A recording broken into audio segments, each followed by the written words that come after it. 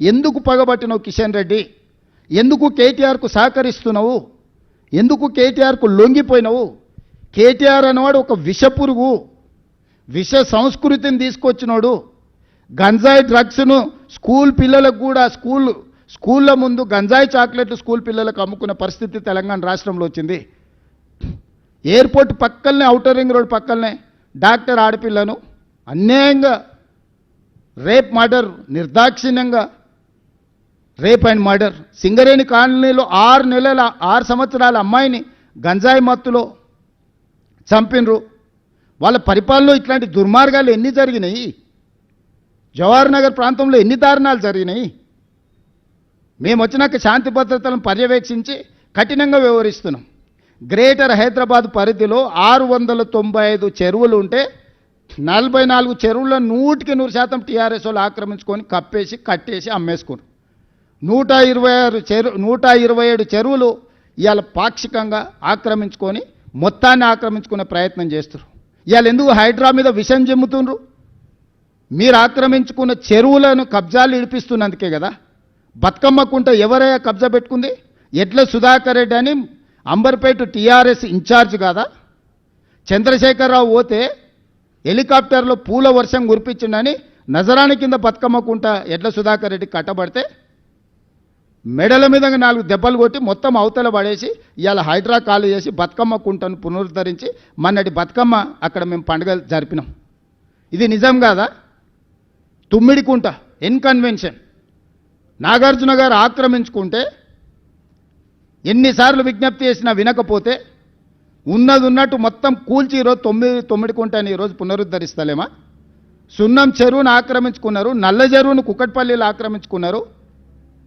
ఇట్లాంటివి ఎన్నో చెరువులను మీరే కదా. బేగంపేటలో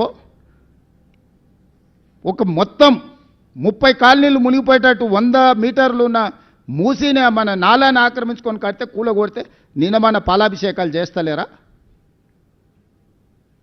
ఈరోజు చెరువును ఆక్రమించుకుంటే తొలగించినము. చెరువులు ఆక్రమించుకునే దాంట్లో పెద్దోళ్ళే కాదు, ఎవరైనా తెలియని అమాయకులు పేదవాళ్ళు ఉంటే వాళ్ళకి కొంత కష్టం వచ్చి ఉండొచ్చు. వాళ్ళకి డబుల్ బెడ్రూమ్ ఇల్లు ఇస్తామని చెప్పినాం, అధికారులను నేను పంపించిన. వాళ్ళకి ఏం చేద్దామో చెప్పండి, వాళ్ళని ఆదుకుందామని చెప్పినా నేను. ఇప్పుడు పేదలకు అన్యాయం చేయడం మా ఉద్దేశం కాదు. చెరువును పునరుద్ధరించి ప్రజలకు అంకితం చేస్తే ఎప్పుడు లేనని వర్షాలు. నేను సూటిగా మీడియా మిత్రులను అడుగుతున్నా. చిన్న వర్షం వస్తే హైదరాబాద్ అంతా మునిగిపోయేది, ఇండ్లన్నీ నీళ్ళలో కొట్టుకపోయేది, టీవీలు, ఫ్రిడ్జులు, మంచాలు, పేదోళ్ళు ఏడ్చేది.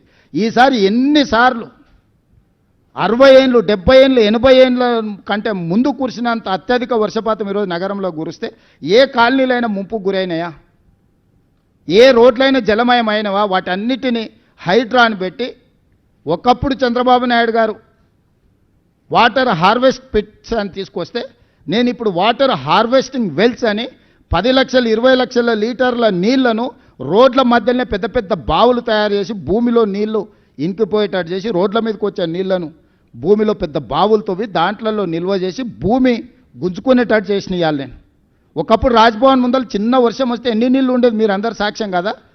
మక్తాకు పోవడానికి అవకాశం ఉండేనా? ఈనాడు ఆఫీస్ దగ్గర కేసీపీ గెస్ట్ హౌస్ దగ్గర ఎన్ని నీళ్ళు ఉండేటివి? సచివాలయం ముందర ఎన్ని నీళ్ళు ఉండేది? వీళ్ళు కొత్త కట్టిన సచివాలయం కూడా రాగానే నీళ్ళలో మునిగిపోలే. ఇవాళ ఎక్కడైనా ఇంత పెద్ద వర్షం వస్తే ఎక్కడైనా నీళ్లు నించున్నాయా? ఇవాళ హైడ్రాను పెట్టి హైడ్రా మీద ఈగల్ ఫోర్స్ మీద కంకణం కట్టుకున్నాడు కేటీఆర్ ఎట్లయినా వీటిని బంద్ చేయించాలని. ఈగల్ ఫోర్స్ ఏమో గంజాయి డ్రగ్స్ వల్ల సంగతి తేలుస్తుంది. ఇక్కడే కాదు, గోవాల మూలాలు ఉన్నా పోయి పట్టుకొచ్చి లోపల బొక్కలేసి గంజాయి డ్రగ్స్ను ఈరోజు తొక్కి అంచేసినాం. హైడ్రా ఈరోజు ఏండ్ల కొద్దీ పార్కులు, ప్రభుత్వ భూములు, వేల కోట్ల రూపాయలు, దాదాపుగా 50-60 వేల కోట్ల రూపాయల ప్రభుత్వ భూములను ఈరోజు హైడ్రా కాపాడింది. స్పెసిఫిక్గా యూ టెల్ మీ, హైడ్రా పలానా దగ్గర తప్పు చేసిందంటే చెప్పు, ఇద్దరం పోదాం, నిజ నిర్ధారణ కమిటీ వేద్దాం.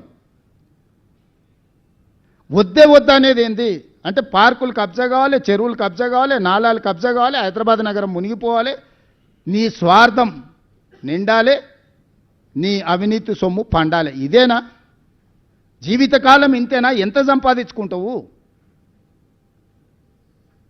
చివరికి సొంత చెల్లెలకు వాటా ఇవ్వాల్సి వస్తుందని సొంత చెల్లెల్ని కూడా ఇంట్లోకి వెళ్ళి బయటికి నెట్టేసినావు. ఇంతకంటే ఎవడైనా నికృష్టుడు ఉంటాడా? పాత సామెతోటి ఉంది, కోతుల పంచాయతీ పిల్లి తీర్చిందని. హరీష్ రావు సంగతి మీరు అందరూ ఆలోచన చేయరు. మెదక్లో జగ్గారెడ్డిని ఫస్ట్ బయటికి తోలేండు అడ్డం వస్తాడని, విజయశాంతిని బయటికి తోలేండు, రఘునందన్ రావుని బయటికి తోలేండు. రాష్ట్రంలో దేశని చిన్నమాలయని కావచ్చు, సమరసింహారెడ్డిని కావచ్చు, ఆలయ నరేంద్రన్ కావచ్చు, మొన్నటి ఈటెల రాజేందర్ కావచ్చు, ఈ పార్టీని కబలించాలి అనుకుంటే కేసీఆర్ కుటుంబానికి అండగా నిలబడేటోళ్ళందరినీ సాపు పట్టుకుంటూ వచ్చాడు. అజయ్ దేవగన్తో సినిమా ఉంటుంది కాలని, కొంతమంది మిత్రులు అడవిలోకి పోయి తిరగడానికి పోయి దారి తప్పుతారు. అడవిలో నాకు అన్ని దారులు తెలుసు మీకు చూపిస్తారా అని ఒక ఆయన వస్తాడు, ఆయనే అజయ్ దేవగన్ కాల్ సినిమాలో. వాళ్ళకి దారి చూపించుకుంటూ ఒకనొకని మింగేస్తుంటాడు. వాళ్ళకి తెలియదు దయ్యం తింటుంది అనుకుంటారు. చివరికి అర్ధరాత్రి పూట బావిలో నీళ్లు తోడడానికి వచ్చినప్పుడు వీడు నేను తోడిస్తే అని వస్తాడు. తోడితే చూస్తే వీడి నీడగా అనిపిస్తుంది కానీ వాడి నీడగా అనిపిస్తుంది. అప్పుడు గుర్తుపడతాడు, ఓహో దయ్యం ఇది ఉందని. పక్కనే వండుకుంటూ ఒకనొకని మింగుకుంటూ పోతుంటాడు కాల్ సినిమాలో అజయ్ దేవగన్.